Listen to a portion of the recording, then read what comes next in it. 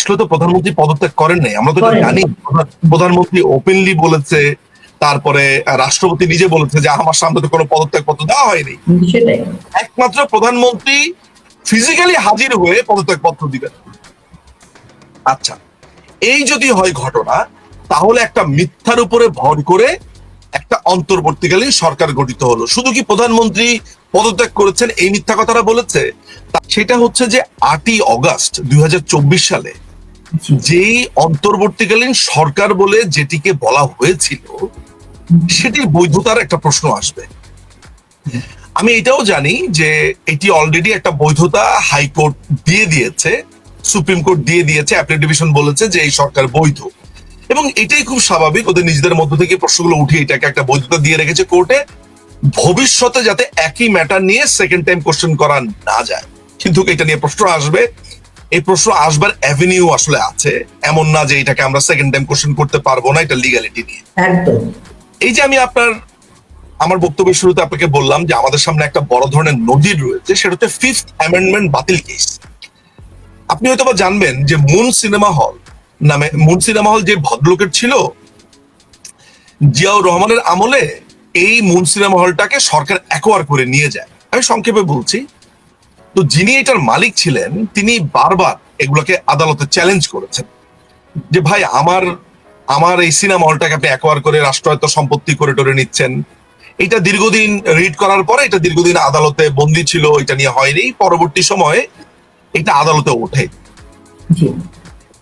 এবং ইন্টারেস্টিং ব্যাপার হচ্ছে এটা বিএনপির সময় আদালতে ওঠে এবং বিএনপির সময় বলা হয় যে বিএনপির শাসনামল অবৈধ ছিল। বিএনপি বলতে জিয়াউর রহমানের আমলটা অবৈধ ছিল।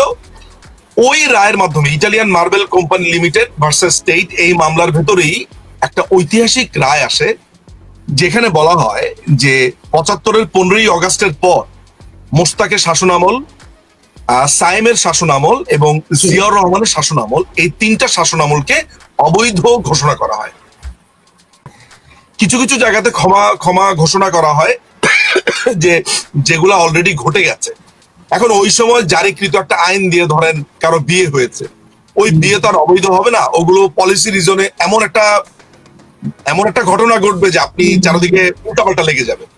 ফলে আদালত তখন এইটার ব্যাপারেও বলে যে আমরা তো অনেক কিছু ফিরিয়ে আনতে পারবো না, আমরা অনেক কিছুকে আনডু করতে পারবো না, at least what we can do, যে আমাদের কনস্টিটিউশনকে একটা গতির মধ্যে রাখার জন্য, এটার মধ্যে যে অপবিত্রতা ছিল সেই অপবিত্রতাকে অ্যাটলিস্ট রক্ষা করার জন্য আমরা বলতে পারি যে martial law is not law at all, এবং এইভাবে ক্ষমতা দখল যদি কেউ করে সেটি অবৈধ। এর ফলশ্রুতিতে আপনার যেটা দাঁড়িয়েছে যে ওই সময় জারিকৃত যত রকমের ঘটনা ঘটেছে কার্যত সেগুলো অবৈধ, কিন্তু পলিসি রিজনে অনেকগুলোকে গ্রহণ করা হয়। এটা আসলে কোর্টেরও কিছু করার ছিল না। ওই যেটা বলেছি যে ওইখানে যদি কোনো একটা এই মুহূর্তে মনে করেন যে ইউনূসের আমলে আপনার ধরেন বিয়ের কাবিন নামার একটা নতুন আইন করা হলো, ওই কাবিন নামার আন্ডারে কেউ বিয়ে করলো, এখন বিয়ে করবার পরে অনেক বছর পরে ধরেন এগুলো আদালত উঠার পরে এই ইউনূসের এটা অবৈধ হয়ে গেল। তো ওই সময় যারা বিয়ে করেছে তাদের বিয়ে তো অবৈধ হবে না, তাদের ওই সময়ের যে বিয়ের রুলস এন্ড রেগুলেশন এটাকে যদি অবৈধ করা হয় একটা বড় ধরনের ঝামেলা হয়ে যাবে। ফলে আমাদেরকে হয়তো ভবিষ্যতে অনেক কিছু পার্ডন করে দিতে হবে, বা ওই সময় যদি সপক্ষের শক্তি থাকে, জাস্টিস থাকে, তাদেরকে মাফ করে দিতে হবে। এখন আপনি আমাকে বলতে পারেন যে আপনি কি খুবই শিওর যে এটা বাতিল হবে? আমি খুবই শিওর, এই কারণে শিওর যে আমাদের সামনে সেটা নজির আছে, নাম্বার 1। তার মানে আমার আলোচনার মূল বিষয়টা হচ্ছে 8ই অগাস্টে যে অন্তর্বর্তীকালীন সরকার ক্ষমতা গ্রহণ করেছে আইনগতভাবে সেটা অবৈধ। আপনি আমাকে একটা কোশ্চেন করতে পারেন যে নিঝুম সাহেব, যদি ব্যাপারটা এমন হয় যে প্রধানমন্ত্রী মারা গেছেন বা প্রধানমন্ত্রী নেই, এমন ধরনের ঘটনা ঘটতো, তাহলে কি হতো? তখনও তো নিশ্চয় একটা সরকার। হ্যাঁ, আমি ধরে নিলাম অনেকে আমাকে প্রশ্ন করবে যে প্রধানমন্ত্রী যদি নিরাপত্তার কারণে অন্য দেশে চলে যায়, তিনি যদি ওই সময় অফিসে না আসতে পারেন, তাহলে দেশটা চলবে কিভাবে? সেই সময় উনার পরবর্তী কে হবেন প্রধানমন্ত্রী বা কে দেশ চালাতে পারতো সেইটার প্রভিশনও ছিল। ওই সময় যা হয়েছে সেটা হচ্ছে যে একটা রাজনৈতিক দলকে পুরো একটা পলিটিক্যাল পার্টিকে আপনি উৎখাত করে দিয়েছেন, উৎখাত করে তাদের বাড়িঘর জ্বালিয়ে দিয়ে বলেছেন এখন আইনে তো কিছু নাই। মানে ব্যাপারটা এমন যে আপনাকে আমি হাত পা ভেঙে পঙ্গু করে দেওয়ার পরে বললাম যে ভাই ফুটবল খেলবে কি, এখন তো ওরা না খেললে আমি তো জিতেই গেছি। তো হাত পা তো ভাঙলেন আপনি। ফুটবল খেলার কথা ছিল আমার আর XYZ এর, আমার হাত পা আপনি ভেঙে দেওয়ার পর আপনি বলছেন যে ওই পক্ষ তো আসে নাই খেলতে, সেটা তো হবে না। সুতরাং আলটিমেটলি যেটা হয়েছে যে প্রধানমন্ত্রী না থাকলে কি হতে পারত সেইটা আমাদের সংবিধান অনুযায়ী স্পষ্ট সেখানে বলা আছে, সিম্পল অ্যাজ দ্যাট। আচ্ছা, আমি ধরে নিলাম যে এমন একটা অবস্থা তৈরি হয়েছে যেই অবস্থাটা আমাদের সংবিধানে নাই, আমি ওইটাও ধরে নিলাম তর্কের খাতিরে। তাহলে আপনি কিসের অধীনে আশ্রয় নেবেন? আমাদের সংবিধানে 106 নম্বর অনুচ্ছেদ আছে, যেটা আপনার প্রোগ্রামে আমি অনেকবার বলেছি, আপনি ওইটার অধীনে। কিন্তু আপনি ওই 106 অনুচ্ছেদের অধীনে আশ্রয় নিতে গিয়ে আপনি মিথ্যাচার করেছেন। আপনি আপনার ভার্ডিক্টে বলেছেন যে যেহেতু প্রধানমন্ত্রী পদত্যাগ করেছেন, প্রধানমন্ত্রীর পদত্যাগ পত্রটা আসলে তো প্রধানমন্ত্রী পদত্যাগ করেন নাই, আমরা তো জানি। প্রধানমন্ত্রী ওপেনলি বলেছে, তারপরে রাষ্ট্রপতি নিজে বলেছে যে আমার সামনে তো কোনো পদত্যাগ পত্র দেওয়া হয়নি। একমাত্র প্রধানমন্ত্রী ফিজিক্যালি হাজির হয়ে পদত্যাগ পত্র দিবেন। আচ্ছা, এই যদি হয় ঘটনা, তাহলে একটা মিথ্যার উপরে ভর করে একটা অন্তর্বর্তীকালীন সরকার গঠিত হলো। শুধু কি প্রধানমন্ত্রী পদত্যাগ করেছেন এই মিথ্যা কথাটা বলেছে? তারা বলেছে যে একটা ফুল কোর্ট হিয়ারিং তারা করেছে, সেটাও মিথ্যা। সেইটাও মিথ্যা। আমরা পরবর্তী দেখলাম যে প্রধান বিচারপতি সহ আরেকজন গুরুত্বপূর্ণ বিচারপতি ছিল ক্যান্টনমেন্টে। আমি যদি তর্কের খাতিরে ধরে নেই যে ক্যান্টনমেন্টের মধ্যে বসে প্রধান বিচারপতি মোবাইল কোর্ট পরিচালনা করেছে, আমি যদি সেইটাও ধরে নেই, আমার সেই প্রসিডিংস এর প্রমাণ কোথায়? সেখানে বলা হয়েছে যে একটা ফুল কোর্ট হিয়ারিং হবে, আমার সেই হিয়ারিং এর ট্রান্সক্রিপ্ট গুলো কোথায়? সেখানে কি হয়েছে, কারা ছিল, অ্যাটর্নি জেনারেল নিয়োগ দিল কে? অ্যাটর্নি জেনারেল নিয়োগ দেওয়ার জন্য তো সরকার লাগবে, কারা নিয়োগ দিয়েছে অ্যাটর্নি জেনারেল নিয়োগ? কারণ এইটার জন্য তো অ্যাটর্নি জেনারেলের থাকতে হবে, ওই সময় অ্যাটর্নি জেনারেল কোথায়? তো আলটিমেটলি এই যে অন্তর্বর্তীকালীন সরকার, সেটি গঠিত হয়নি, সেটি একটা অবৈধ সরকার। এখন একজন অবৈধ সরকার যদি কোনো একটা নির্বাচন দেয়, নির্বাচন করে, তাহলে সেটাও অবৈধ। আমার কথা কিন্তু খুব বেশি জটিল না বোঝার জন্য। আমি নিশ্চিত যারা দর্শকরা আজকে দেখছেন তারা বুঝবে যে যেই সরকারের ফরমেশন অবৈধ, সেই সরকার পরবর্তী সময় যা নির্বাচন দিবে সব অবৈধ। জিয়াউর রহমান হ্যাঁ না ভোট দিয়েছে 1978 সালে, সেটা অবৈধ হয়েছে। জিয়াউর রহমান 1979 একটি ইলেকশন করেছে, সেটি অবৈধ হয়েছে। তো আলটিমেটলি একই পদ্ধতিতে এই যে ইলেকশনটা হলো, এখন আমি কিন্তু এর আগে একটা ভিডিওর মাধ্যমে বলেছি যে বিএনপির তো অনেক লয়ার আছে, এবং আমি তো মনে করি যে বিএনপির এমন এমন বাঘা বাঘা লয়ার আছে যাদের কাছে আমরা দুগ্ধপোষ্য। মানে বিএনপির কিন্তু সিনিয়র অনেক লয়ার আছে। দেখেন, লয়ের এরিনাতে আমরা লয়ারদেরকে অনেক শ্রদ্ধা করি, যারা ভালো ল জানে, irrespective of any parties or what ever. এই লয়ার্সরা, তাদের তো অ্যাটলিস্ট জানা উচিত ছিল যে বাংলাদেশে পঞ্চম সংশোধনী বাতিল হওয়ার মতো একটা অনেক বড় একটা মানে ল্যান্ডমার্ক মামলা আছে। আমি জানি না যে বিএনপি কেন, আমার ধারণা যে বিএনপি চেয়েছে যে কোনোভাবে ক্ষমতাতে যাওয়াটা একটা জরুরি বিষয় তাদের জন্য ছিল, বা তারা মনে করেছে যে 20 বছর আমরা ক্ষমতার বাইরে আছি, এখন যে কোনো মূল্যে যা বলবে এটা শুনে দৌড় মারি, এরকমই হয়েছে আসলে ম্যাটারটা। তাহলে এই যে আমি আপনাকে বলছি যে এই যে বিএনপির এই ইলেকশন, এই যে ক্ষমতা দখল, কারণ সারা পৃথিবীর মানুষ যদি তারেক রহমানকে প্রধানমন্ত্রী বলে, আমি বলবো না, আমার কাছে মাননীয় প্রধানমন্ত্রী শেখ হাসিনা।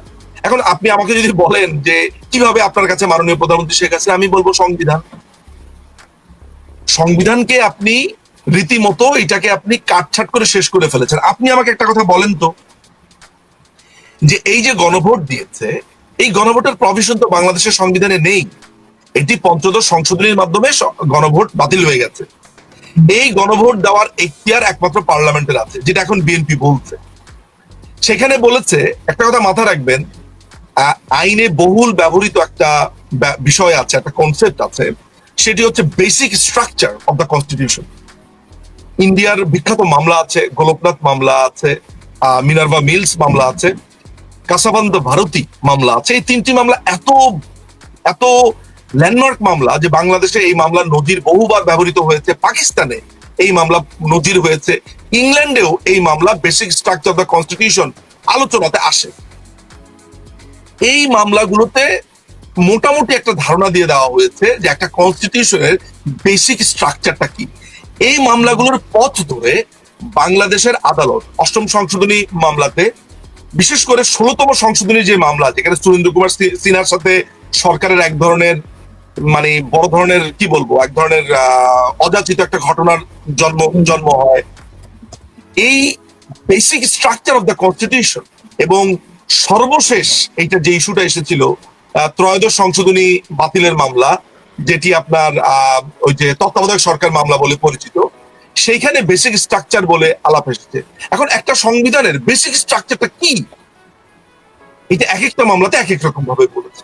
কিন্তু যেই মামলাতেই যা বলুক না কেন, মোটামুটি সবগুলো মামলাকে আপনি যদি জড়ো করেন, তাহলে আপনি দেখবেন যে একটা সংবিধান যেই মেইন স্ট্রাকচারের উপরে দাঁড়িয়ে থাকে, সেই স্ট্রাকচার গুলো হচ্ছে এখানকার মানবাধিকারের যে বিষয়গুলো আছে সেগুলা।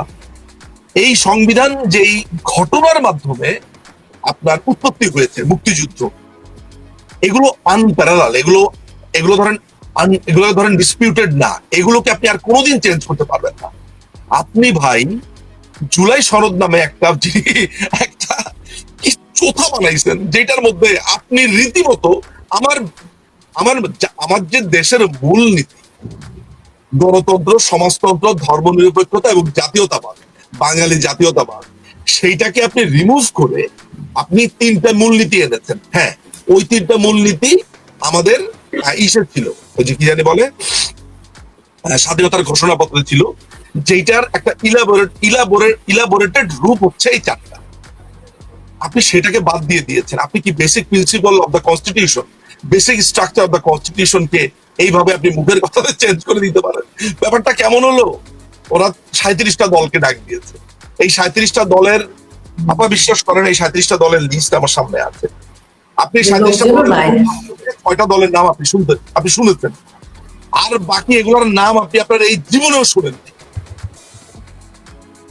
আমি বাংলাদেশের ছেলে, আমি কয়েকটা দলের নাম শুনে বলেছি এরা কোত্থেকে এলো, এরা মানে আমি শুনিই না এদের নাম। এদেরকে কিছু দল তো ওয়ান ম্যান শো। আপনি ওয়ান ম্যান শো, সাকির যেই দলটা, এইটা যদিও সাকির ওয়ান ম্যান শো, মান্নার ওয়ান ম্যান শো, নাগরিক কমিটি কি বলে, আমি তো তাও এদের নাম অ্যাটলিস্ট ব্যক্তির কারণে দলের নাম শোনা হয়েছে। এমনও দলের নাম আছে যেগুলো আপনি ব্যক্তির নামও শোনেননি, দলের নাম তো অনেক দূরের কথা। হ্যাঁ, আপনি বলবেন যে এরা কারা বা এরা কবে, এদের এদের এদের এদের এদের অফিস কোথায়। আচ্ছা, আমি আপনাকে যে কথাটা বলার চেষ্টা করছি সেটা হচ্ছে, আপনি জুলাই সনদ বানিয়েছেন। জুলাই সনদটা আপনি কি করেছেন? আপনি বলেছেন আপনি সংবিধান সংশোধন করবেন। অফকোর্স সংবিধান কি সংশোধন হবে না? বাংলাদেশের সংবিধান 16 বার চেঞ্জ হয়েছে। তাও বাংলাদেশের 16 বার চেঞ্জ হওয়া মানে এই না যে 16 বার এটাকে পুরো চেঞ্জ করে ফেলা হয়েছে। ধরেন কোথাও একটা লাইন লাগিয়েছে, কোথাও একটা অনুচ্ছেদ লাগিয়েছে, কোথাও একটা কমা লাগিয়েছে, কোথাও একটা নতুন প্রভিশন এনেছে। এই ধরনের চেঞ্জ বাংলাদেশের সংবিধানে এসেছে। বাংলাদেশের সংবিধান চেঞ্জ করতে পারে পার্লামেন্টারিয়ানরা। পার্লামেন্টারিয়ানরা কেন চেঞ্জ করতে পারে? কারণ তাদেরকে জনগণ ম্যান্ডেট দিয়ে সংসদে আনে।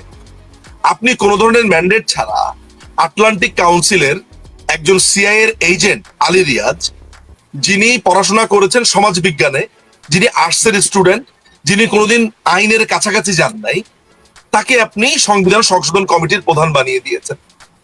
সেই সংবিধান সংশোধন কমিটির আরেকটা প্রধান ছিল হচ্ছে ব্যারিস্টার মঈন ফিরোজী। মঈন ভাই আমার সরাসরি শিক্ষক ছিলেন, যদিও আমাদের বয়সের ডিফারেন্স ধরেন 2-3 বছর বা 4 বছর। এর কারণ হচ্ছে আমরা যখন ব্রিটিশ লটা পড়তে গেছি তখন বাংলাদেশে ব্রিটিশ লটা পড়ানোর কেউ ছিল না। তখন আমাদের 1 ব্যাচ 2 ব্যাচ আগের সিনিয়ররাই আমাদেরকে পড়াতেন। যেমন রুমিন আপা আমার 1 ব্যাচ সিনিয়র ছিলেন, আমরা একসাথেই পড়াশোনা করতাম। ঠিক আছে, রুমিন আপারও কিন্তু টিচার ছিলেন ব্যারিস্টার মঈন ফিরোজী। কেমন মানে এই কারণে কথাগুলো বলতাম যে আমরা তো আসলে একই সার্কেলের, একই সাথে পড়াশোনা করেছি, ফলে আমরা একজন আরেকজনকে খুব ভালো করে চিনি। মঈন ফিরোজী আমাদের আসলে শুরুতে আমরা লেট করেছি, তো আমাদের সময় একেবারেই শেষ হয়ে আসছে। আমি যে কথাটা বলতে চাই যে এই যে মঈন ফিরোজী স্যার হচ্ছে একদম ধরেন খুবই ইনকম্পিটেন্ট একজন মানুষ, যিনি একটা সামান্য ক্রিমিনাল ড্যামেজ বোঝাতে 4টা ক্লাস নিতেন। তিনি আপনার কনস্টিটিউশন চেঞ্জ করে ফেলেছেন। আমার মোদ্দা কথার জায়গাটা কি জানেন প্রাচী আপা? সেটা হলো যে আপনি লিগাল ফ্রেমওয়ার্কের মধ্যে গোড়াতেই যদি হাত দেন, ইউনূসের গভর্নমেন্টটা কনস্টিটিউশনালি এটা একটা একটা একেবারে কমপ্লিটলি ইলিগাল। ওরা সংবিধানের অধীনে শপথ নিয়েছে, ওরা যা যা করবে সেগুলো সমস্ত কিছু ইলিগাল। এখন এই ইলেকশনকে আবার দুইটা শপথের ব্যাপার আছে। একবার আপনি শপথে বলছেন যে আমি এই সংবিধানকে সমুন্নত রাখবো, আবার আপনি সংবিধান কমিশনে গিয়ে বলছেন আমি সংবিধান কমিশন এগুলো সংশোধন করবো। তো সংবিধান যে সংশোধন করবেন এটা তো ইলিগাল। তো শুরুতে বলছেন আপনি সংবিধানকে সংশোধন করবেন, এরপরে গিয়ে আপনি বলছেন আমি সংবিধান সংশোধনকেও রাখবো। তার মানে হচ্ছে যে আপনি সেকেন্ড যখন ওই যে তানিয়া আপা এটা নিয়ে খুব একটা ভালো ব্যাখ্যা দিয়েছেন, আমরা শো করেছিলাম এটা।